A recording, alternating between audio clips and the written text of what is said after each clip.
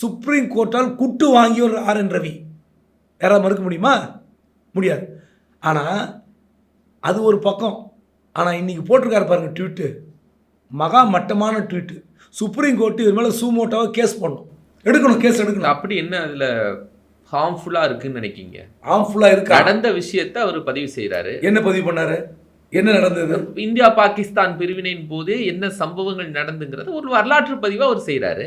August 15ஆம் தேதி உங்களுக்கு கொடியேற்றி உங்கள் ஊரில் பள்ளிக்கூடத்தில் மிட்டாய் கொடுக்கும்போது என்ன பேசுவார்கள், என்ன படித்தீர்கள் சொல்லுங்கள்.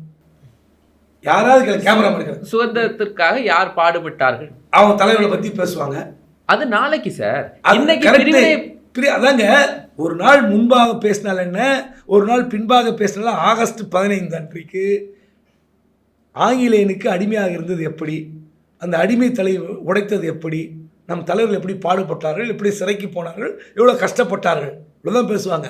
ஆனால் இவர் போட்ட ட்வீட்டு இன்றைக்கி பிரிவினை நாள் அப்படின்னு சொல்லி, இது வரைக்கும் நான் படித்ததில்லைங்க, நான் பார்த்ததில்லைங்க. நானும் பள்ளிக்கூடத்துலாம் படிச்சிருக்கிறேன், நேராக இப்படி உட்காரல. நானும் காலேஜெலாம் படிச்சிருக்கிறேன், நானும் மிட்டாய் வாங்கி தின்னுருக்கிறேன், கொடியேற்றி பேசுறது கேட்டிருக்கிறேன்.